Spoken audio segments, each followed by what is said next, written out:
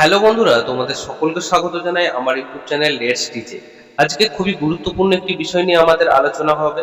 সেই বিষয়টা হলো তৃতীয় শ্রেণীতে পরিবেশ বিষয়টিকে নিয়ে। তোমরা সকলেই জানো যে তোমাদের এবারে দ্বিতীয় পর্যায়ক্রমিক পরীক্ষা খুব তাড়াতাড়ি শুরু হতে চলেছে। তাই আজকে আমরা বেশ কিছু 100% কমনযোগ্য প্রশ্ন নিয়ে আলোচনা করব। ভিডিওটা যদি ভালো লাগে অবশ্যই চ্যানেলটিকে সাবস্ক্রাইব করো, ভিডিওটিকে লাইক করে দাও। তুমি যেমন দেখছো তোমার বন্ধু মাঝেও ভিডিওটিকে শেয়ার করে দাও। তাহলে শুরু করা যাক আজকের আমাদের মূল বিষয়।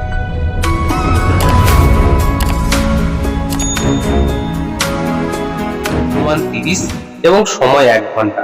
দেখো এখানে বিদ্যালয়ের নাম লিখবে, শিক্ষার্থীর নাম, তোমার নাম লিখবে এবং ক্রমিক নম্বর, তোমার রোল নম্বর কত এখানে লিখে দেবে। একের দাগে দেখো কি বলছে, সঠিক উত্তরটি নিচে দাগ দাও। বলছে পাকা বাড়ি তৈরি করতে যেটি লাগে না সেটি কি? সিমেন্ট, বালি নাকি মাটি? তাহলে সঠিক উত্তর কি হবে? মাটি। তাহলে মাটি নিচে দাগ দেবো। টুনটুনির বই, এই বইটি লিখেছেন কে? সুকুমার রায়, সত্যজিৎ রায় নাকি উপেন্দ্র কিশোর রায়চৌধুরী? সঠিক উত্তর উপেন্দ্র কিশোর রায়চৌধুরী। মানচিত্রের ওপরের দিকটাকে কি বলে? মানচিত্রের উপরের দিকটাকে বলা হয় উত্তর। ঠিক আছে। মাঝ আকাশে একটি আলোর নদীর মতো দেখা যায়, তাকে কি বলে? মাঝ আকাশে একটি আলোর নদীর মতো দেখা যায়, তাকে বলা হয় ছায়াপথ। ঠিক আছে।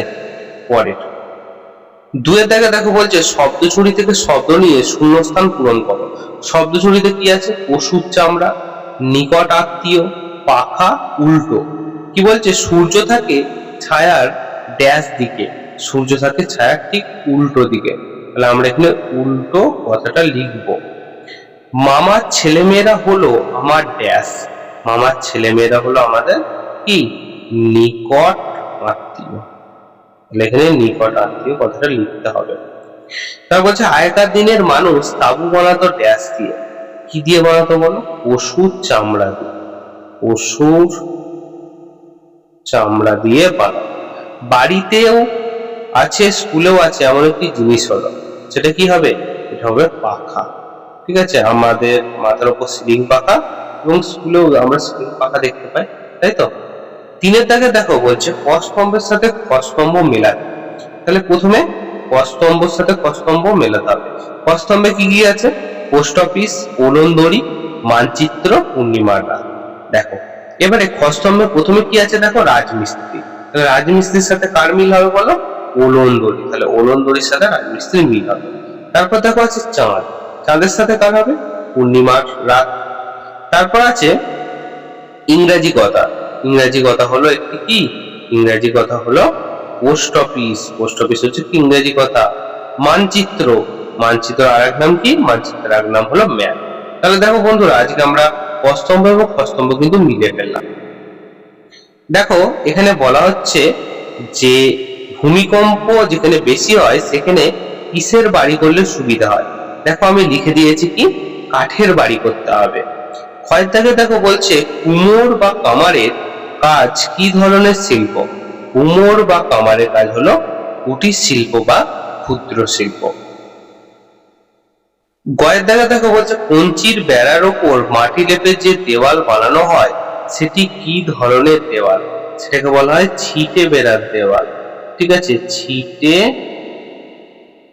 বেড়ার দেওয়াল। তাহলে ছিটে বেড়ার দেওয়াল কথাটা আমাদের লিখতে হবে। তারপর বলছে পূর্ণিমার চাঁদকে কোন আকাশে দেখা যায়? পূর্ণিমার সন্ধ্যায় চাঁদকে মনে রাখবে সবসময় কোন দিকে দেখা যাবে? পূব দিকে। ঠিক আছে, পূব দিকে গোল থালার মতো উঠবে।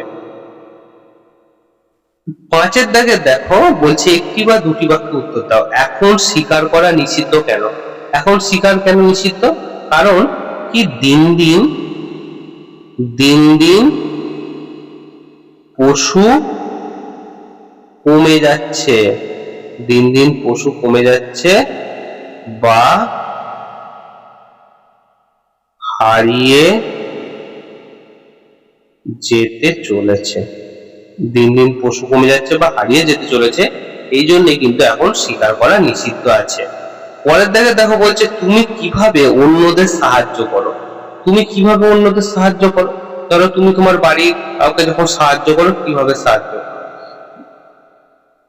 বিভিন্ন কাজের মাধ্যমে। ঠিক আছে, বিভিন্ন কাজের মাধ্যমে, কাজের মাধ্যমে আমরা সাহায্য করি। যেমন কি, যেমন ধরো মা যদি জল আনতে বলে তাহলে আমরা জল আনি, তাই না, জল আনি। তারপর হচ্ছে দাদুকে ওষুধ দিই, হ্যাঁ, তারপর কি হাঁটতে সাহায্য করি, ইত্যাদি ইত্যাদি ব্যাপারগুলো আমরা কিভাবে অন্যদের সাহায্য করি। আমরা গরমের সময় মাটির কলসিতে জল রাখি কেন? কারণ কি, জল যাতে অনেক বেশি ঠান্ডা থাকতে পারে, জল যাতে অনেক বেশি ঠান্ডা থাকতে পারে, সেই জন্যই আমরা জলকে মাটির কলসিতে রেখে থাকি। পরের প্রশ্ন বলছে, তোমার বাড়ির ছাদের প্রয়োজন কেন? আমাদের বাড়ির ছাদের প্রয়োজন কেন? কারণ প্রথম কথা হচ্ছে রোদ, জল, ঝড়ের হাত থেকে বাঁচতে ও